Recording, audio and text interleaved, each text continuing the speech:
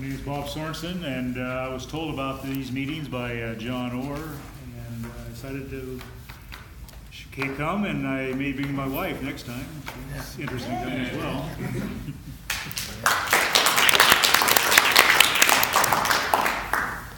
I'm Carla Tolley. I was involved years ago, and John's convinced me I need to get involved again, so I'm here. Glad to see you. Just like a church, huh? Introduce yourself over there. Hi, my name's Octavio Camba. Many people in here have already had the misfortune of my company, and the rest of you will also do that in a short time. I'm just hoping to become more educated on what's going on in local government. Thanks.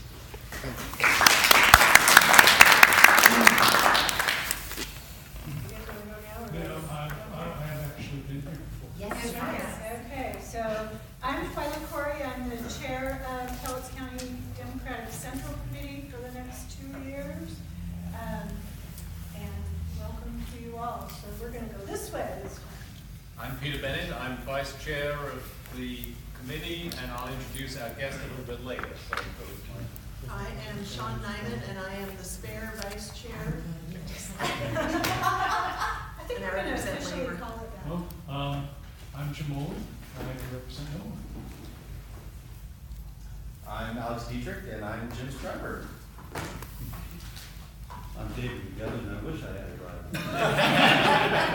No, I'm kidding. I'm David McGovern, and I filed with the Federal Elections Commission to run for U.S. Congress again, a second time around on the 15th of November last year, and continuing to battle. I'm Sally Hart. Oh, I'm John Orr, and I've had a little absence here in the last few months, but I'm back, and good to see you all. And the guy with the camera, I'm Spencer McMillan. I'm PCO, and I am going to be live streaming these events for on Facebook Live. So. Okay, Rick Von Rock, just concerned citizen. Richard Dreyer, PCO for Ocean Beach and a member of the Washington State Labor Caucus. I'm Don Harcum, and soon to be a PCO. John Stefford. Susan Schwartz. Yeah, Susan Lee Schwartz. I'm Hellcrest Precinct. Joe Hobson on PCO and a member of the Plumbers and Pipefitters Union. And first time here, I was a little shy in the beginning. Steve Moon, I'm going to call BS on Joe there. Yeah. Shy, no, shy. Thank you. New Yeah. Paul McLean, State Commitment. I'm Harvey Williamson, still a PCO, and I'm shy, truly shy. Donna McLean, State Committee Woman and President of Washington State Federation. And I'm Lori Basher, and I'm the Secretary of the Board. And our newcomers, how about you back there? I'm Sherry Massey. I'm just here. Welcome. Good to see you. I'm Dave Grumbois, and good to see some old, familiar, friendly faces. I'm Joe Hobson's twin separated at birth. We get that a lot. I'm frequently asked whether or not I'm Joe Hobson. Frequently I look in the mirror and say, Joe Hobson is one handsome son of a gun. Brother from a different mother. Yes, sir. And I'm Justin Johnson. This is my first meeting, so welcome. Welcome. Yes. Come to check it out. It's just circulating. Yeah, there's a sign-in sheet circulating, so. Did anybody pick up the minutes back there on one of the back tables? I did, and I make a motion that we approve the minutes. Second. Any discussion? Moved and seconded that we approve the minutes as written. Those in favor? Aye. Opposed? Motion for minutes being approved passed. And they're still trickling in.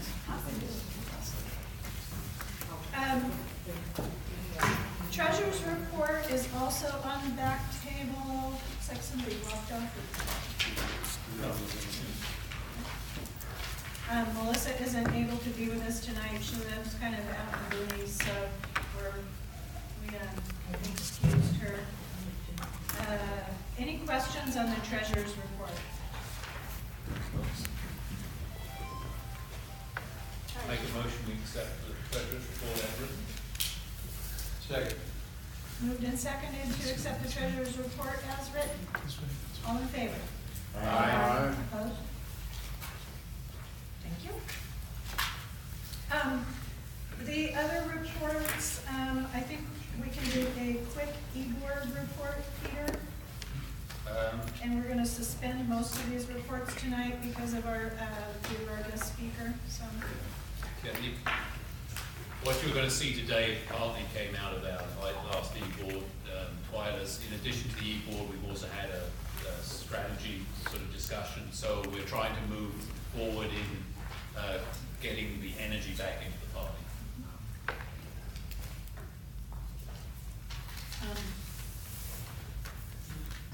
Okay. That's it. Okay. We did have Drinking the Blue last month. Some of you were there. It was a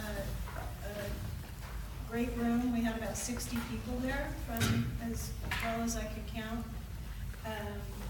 So we're hoping to do another one. The typical date would be the 4th Thursday, which this month is the 23rd. We don't have a meeting place secured yet, so watch for that on the Facebook group. If y'all aren't a member of our Facebook group, take a look at it. It's Democrats of Cowlitz County. And any input, Lonnie Knowles and I have volunteered to be co-chair of Drinking Liberally. I've just inherited the envelope. No alcohol in there. So if anybody's got some input in how they would like to see that structured or suggestions on where we're going to go, please either contact Lonnie or contact me and we'll follow up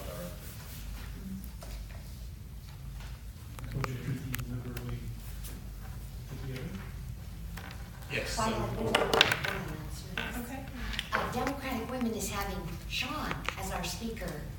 So come hear Sean speak on the 22nd, the fourth Wednesday of the month.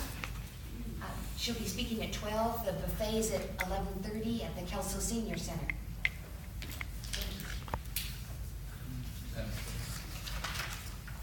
Yes. To speak on the previous topic of drinking liberally, I would love to attend. However, I have regular scheduled meetings every Thursday night. So maybe if you talk about future plans and ideas, so maybe consider a different day, something that some of us can attend, where we're not required to be at a local meeting. Maybe we should just bring the booze on over too. You know, sometimes that wouldn't hurt. Can we bring some here too? Bring some here? Yeah. I think they might round. Yeah, we'll look at that, Steve. It's, council is twice a month, correct? Or is it, it's not every, but It's then you almost have every Thursday. But then you have a, We regular meetings twice a month. Second and fourth Thursday are regular ones, and the first and third are usually a workshop day for us. So It would be great to get some of the local electeds out to them. I would love to attend. I love a good social event and hanging out with my friends, and so if that opportunity comes up, I would very much appreciate that. So, but I don't want to change it because of everybody. You know, if it works for everybody, that's well, fine. we are not fixed in stone, so we'll be working on that. How long is your meeting? It depends. Depends on what's on the Maybe you agenda. need a drink after. The venue last time didn't lend itself to hearing very well. In fact, I lost my voice. I tried I have to sort to of speak over the, so that might be something you consider. So, was it the Eagles? Lodge, where is it? Is it Lonnie Alford, Longview Eagles, where we had our election night party? The Eagles Lodge has been suggested as a potential venue. Also thought of like the Five Dons as a potential venue. So we may actually be changing venues until we find which one actually works best. Okay. And they do have a private room available downstairs at Mill City Grill. I had reserved that room. I didn't know that they had opened it up. And so I thought it was a private room when I reserved it, so for all it's worth, sorry about that. But it was a lively group, was it not? It was. Awesome.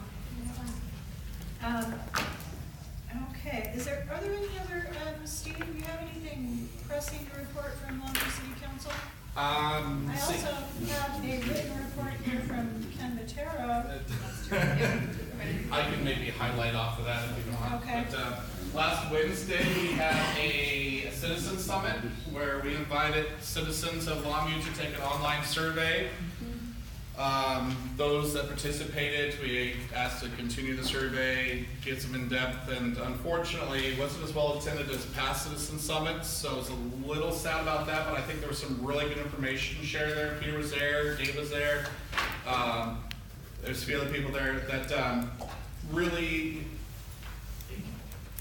we talked about what you wanted. We left the survey open to where the topics that were discussed were what the citizens want to talk about. We had a couple water tables, we had a couple economic development tables, we had some homeless and housing tables that were there, and allow the citizens to give us ideas and directions and thoughts and concerns that they had to help the council better steer their direction and maybe look at a new way or a new path or new ideas that maybe we haven't been thinking of. So really, I really always appreciate those citizen summits. Last Thursday also, we had, I'm on an ad hoc committee for the housing, emergency support shelter zoning. It got a little heated there. Sean was there. She's always there. Sean didn't cause the heated debate. Oh, my neck was red. Never. She's always quiet in the back. She's a little mouse. Nobody believes that, right? Okay. Jeff Wilson says I'm cream and sugar. There you go. Yeah. But it was a little frustrating that here a couple of my fellow ad hoc members, they really wanted just to kind of push something through and disregard all the work that we've had worked on for the last few months on it. And I really fought to make sure that at least what we've been working on gets addressed and into the plan and program. And so I'm there fighting for you guys and for us and for what's right. I understand it's taken a long time, but we want to make sure it's right for the entire community. So, Peter? Is the Citizens Summit every year or is it every 2 years? Normally we do it every 2 years, but I really pushed to have it this year and try to do it on an annual basis.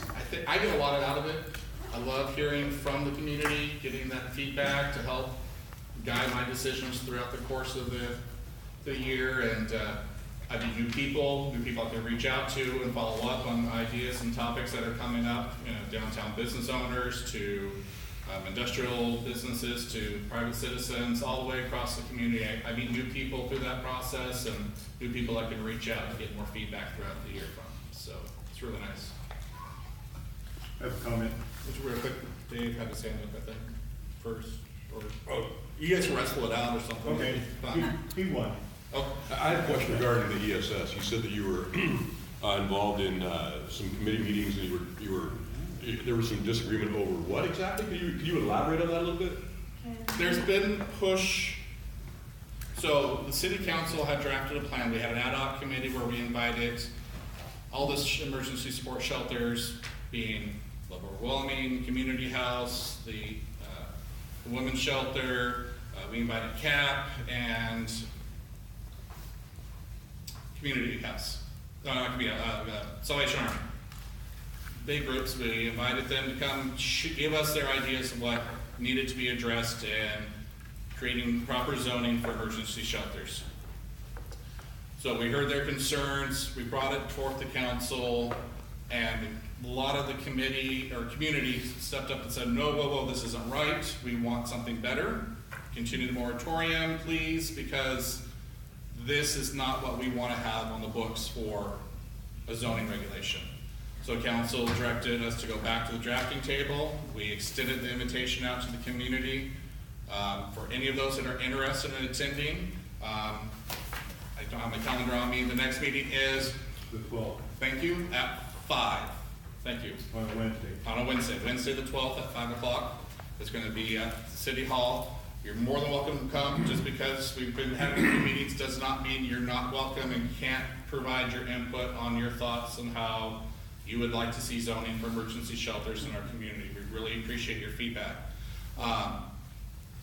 So we've been doing this to follow up. We've been doing this for a few months now, multiple meetings. It was suggested then that, well, forget all these meetings, why don't we just go ahead and push through what we had already drafted that was rejected by the community at large and by the council with one slight change to it, and then at least that way something was on the books, and then we could possibly go back for more drafting. And that's not what the direction the council wanted, had given me and Scott, who's also on that committee, what they would like to see. They want, when it comes back in the draft form, they want to see a final draft, not something that's, part of my language, half-assed, basically. They want to make sure everybody's input was received to where it's the best possible ordinance we can put out there. So, John, you had a question too? I just wanted to mention that after last meeting, I felt my takeaway was that I really appreciated the effort the members made to hear the public, their comments. There was a lot of comments from public, and I think ample time was given for those that wanted to offer their take on things. Well, thank you. We do try. Appreciate that. That's why we're there. We're here to hear from the community what they like to see and try to make the best ordinance that we can with all the input we do receive. So, Rick had a question real quick. Sorry that I'm wrapping. Okay. One more question?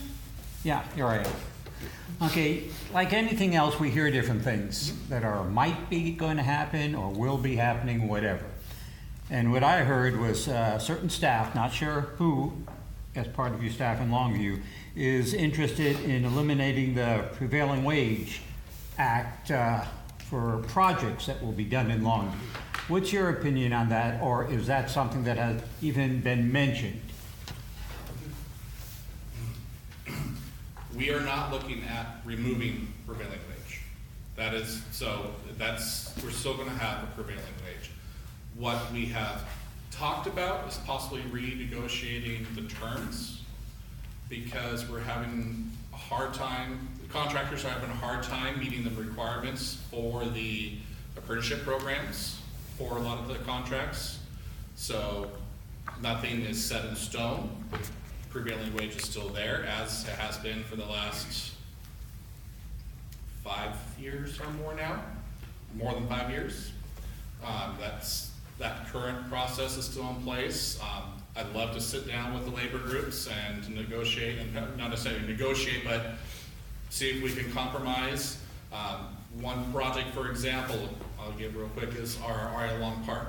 The Civic Center, the park inside the Civic Center that people might not know, came in way over budget from what was projected, from what the cost was, because of the prevailing wage of, I think it's $500,000. Projects over $500,000 needs certain prevailing wages, and most communities are a lot lower threshold for that, where, or maybe higher, I can't remember how it works, but anyway, it's, we're very, what's the word I'm looking for? It's very in favor of the prevailing wage groups and the labor groups, and it's making it hard. It's struggling. We're struggling as a city to meet those requirements, and the contractors are struggling to meet those requirements. So we're losing potential bids to save money for the community. It's costing us more because of it. So I want to sit down. Nothing has changed. Nothing is off the books, and we're not looking at getting rid of it. That is, so what you said there, looking at getting rid of it, is not true. We are looking at possibly negotiating. And I'd love to talk to you guys about that. I think she's wanting to wrap up. We do have a guest speaker here. I am wrapping up questions, and if you want to talk to Steve after the meeting? Absolutely, I'll stick around for you guys and we can talk about it. I'd love to talk. Yeah, well, I just had one other question. Were the contractors that were difficult, excuse me, just one final thing, were they non-union contractors or union contractors that are both having the same problem? From my understanding, both. Like the union contractors and non-union contractors are struggling to meet the apprenticeship program requirements and the prevailing wage. Thank you. contracts.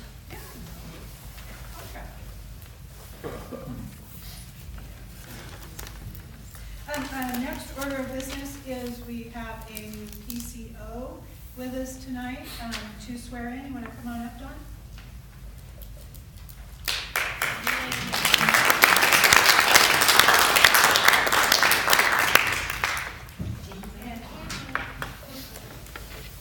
Somebody has a camera, I'm sure.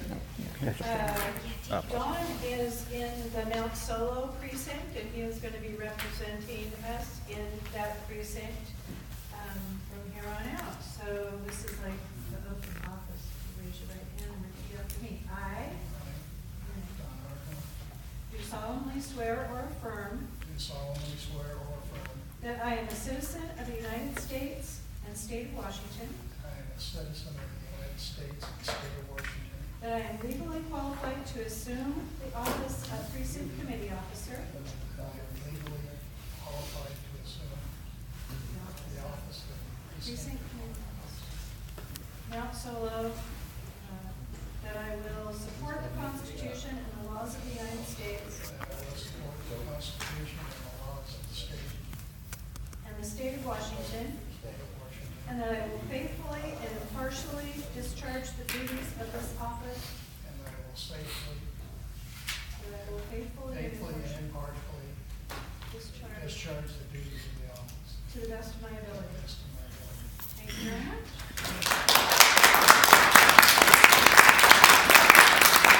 I have things for you to sign.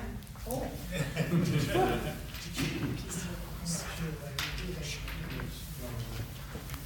Now that you're a PCO, you don't have to.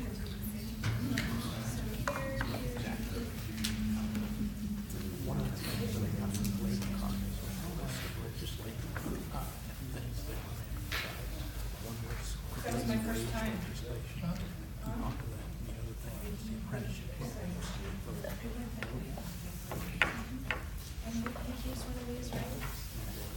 Paul.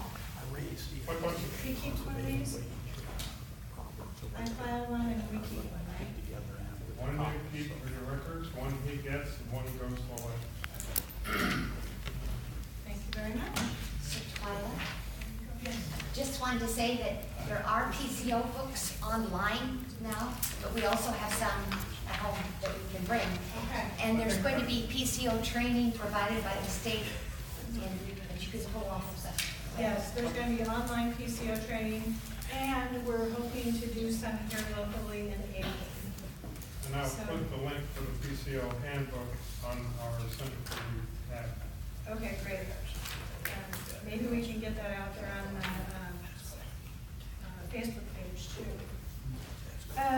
Reminder, your 2017 dues are due if you haven't already paid those. They're $15 for an individual, $25 for a couple.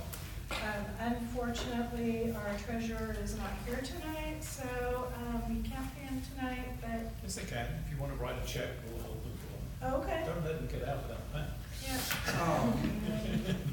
Peter's offering, so I'll take him up on it. Thank you very much. I believe it was Harvey that brought the coffee and stuff tonight? Yeah. Right? And Paul brought Cinnamon rolls. cinnamon rolls as a backup in case Nice. Mary was. Very nice, thank you. So, we need volunteers for beverages for the month of March. We're meeting in March. I thought I'd bring, you want me to bring brownies in the month of March? You can. I'll bring drinks. Okay, I'll bring Okay, brownies. so Sean and Susan. Make sure you bring a better brand of whiskey than I do. Okay. Yeah, I won't be bothered. Okay, we are ripping through this. A couple of announcements. We are going to go out into the county and do our June meeting down in Woodland. So we have a lot of folks down in the Woodland area that have some trouble getting up here, so we actually we'll have to change our meeting date to accommodate their city council meeting. So in June, we'll be meeting on Tuesday the 6th. And we will meet here and carpool down there. So the meeting down there will start at 6:30, but we'll meet here at 6 o'clock. I will not be able to attend if it's on Tuesday. I will let everybody know that. I'm sorry, Susan. And I'll have to get the tickets to somebody so they can sell them. We'll have to be able to get, June 6th. city council people. We'll send them It's out. that place down the road that didn't get any snow. So, Yes, Paul? I've been in and out, so maybe I missed it, but here are the ticket books for Harry. We have ticket books available for the Give 'em Hell Harry auction. Sign-in sheet. Committee's been very hard at work, and if anyone would like to help out with the auction, we've got several different opportunities. Talk to Donna or Paul after the meeting. Next meeting is the 17th, 6 p.m. at Lexington Subway. Yes. And the bathroom code here this month, Oh, yeah, they changed that. It's every 1955. month, 1955. They're changing it every month, just to mess with us? That's 1955. So. Can you repeat when that was again, the meeting, the next meeting? The competitor auction. The auction Oh, is it meeting? Or this Oh, meeting? it's the auction meeting? Yeah. If you grab the agenda, the upcoming dates are on the back of it. Is that kind of handy? I thought that was kind of a handy little thing. And it helps me remember too. So what time was that? What? Yeah, 22nd. Yes, Lexington Subway. Democratic Women is the 22nd. 22nd, it's always a Wednesday. Need to put the time. Oh, now I got that wrong. I apologize. Democratic Women meeting is the 22nd. Says the 24th on the paper. Yeah, it's time. Yeah, last couple of years, we had a calendar for the year that was great. There's a calendar on the website. It's on the website now? Yes. Okay. Thank you.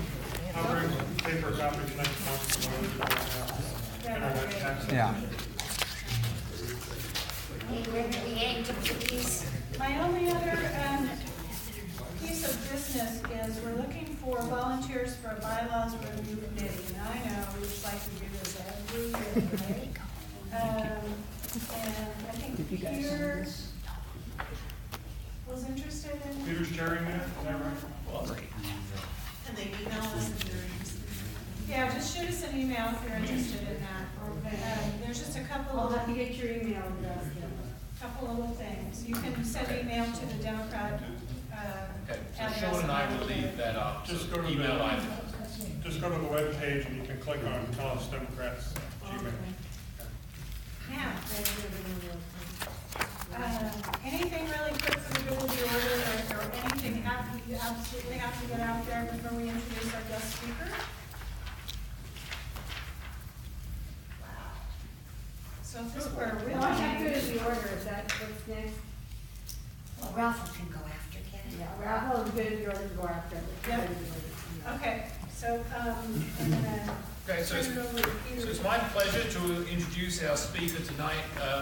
As a e-board, we discussed trying to get some information, take advantage of the energy from last year's election and the things that we perceived didn't happen. So one of the ideas we came up with was if we could get some speakers to educate ourselves and provide some energy. I immediately thought of my great friend Ed Cody, who I've known for nearly 30 years, since our daughters were enrolled in grade school together. I know nobody who's more of an energized Democrat and a committed union member than Ed Cody, and our friendship even survives me driving past the no coal signs in his driveway. So, Ed? All right.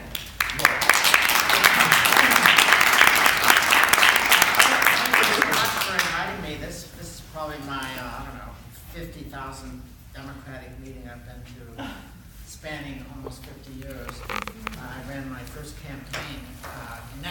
1970 in Grace Harbor County. So I've been around for a long time. Tonight I'm going to speak from my role as both as a DNC member. I'm one of the 4 elected DNC members from our state. I've held that position since 1996. And I was previously also on the DNC when I was vice chair of the state party between 1989 and 1993. So, like most of you, I went into a massive funk on November 8th. Part of it was despair, and part of it, I think, was just fear of what we had done. So I went off to Denver to the DNC Executive Committee meeting, and it was nice to be there with people who feel like I do. You know, we did not really lose this election. We lost this election in certain parts of the country that drove the Electoral College vote. But you do have to remember that Hillary Clinton got 3 million more votes than Donald Trump got. So that's, you know, one of the amazing statistics I find is really interesting to compare.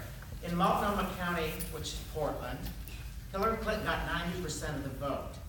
In Yacolt, Washington, you all know where Yacolt, Washington is? Yes. Donald Trump got 90% of the vote. And that's basically how it went all over the country. These urban areas, heavily for Hillary Clinton. I mean, she won California 2-1. Thank God we live in a blue state, and we've been a blue state for a long time. We have spots of red, but one of the most interesting debriefings we got, and this Denver DNC meeting was just 2 weeks after the election, so people were still in shock. We had a very interesting